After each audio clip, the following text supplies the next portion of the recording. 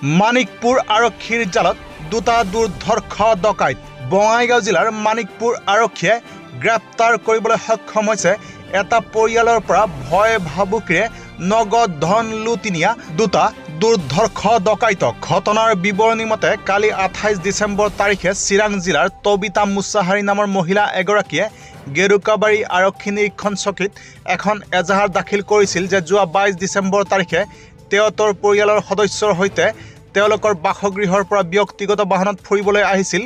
চিৰাং জিলাৰ অন্তৰ্গত দহলাপাৰা টলগেট পাৰ হৈ প্ৰথমে ইউ টাৰ্ণ লৈ ভুলক্ৰমে ভাণ্ডাৰা গাঁৱৰ ফালে প্ৰৱেশ কৰিছিল। কিছু সময়ৰ পাছতে তেওঁলোকে নিজৰ বাহনখন ৰখাই পিছত পুনৰ ৰাষ্ট্ৰীয় ঘাইপথৰ ফালে আগবঢ়াৰ সময়তে AS01FW3876 নম্বৰৰ এখন বলেৰো গাড়ীয়ে তেওঁলোকৰ ব্যক্তিগত বাহনখন আগচি ধৰি বলেৰোখনৰ পৰা দুজন অচিনাকি ব্যক্তি নামি অভিযোগকাৰী আৰু তেওঁৰ পৰিয়ালৰ লোকৰ বেগ আৰু পকেট পৰীক্ষা কৰি অভিযোগকাৰীৰ বেগৰ পৰা 1 লাখ ভাৰতীয় আৰু 1 লাখ ভূটানৰ টকা অৰ্থাৎ সৰ্বমুঠ নগদ 2 লাখ টকা লুটি পলায়ন কৰে।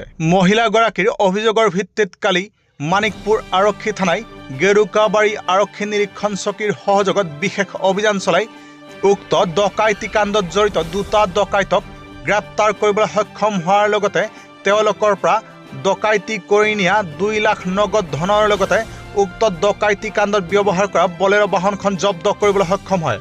উল্লেখ্য যে অভিযুক্ত ডকাইত দুজনক বঙাইগাঁও জিলাৰ মানিকপুৰ আৰক্ষী থানাৰ অন্তৰ্গত 1 নং ভাণ্ডাৰাৰ দিলছাদ আহমেদ আৰু খণ্ডকাৰ ৰেজাউল হাছান বুলি জানিব পৰা গৈছে।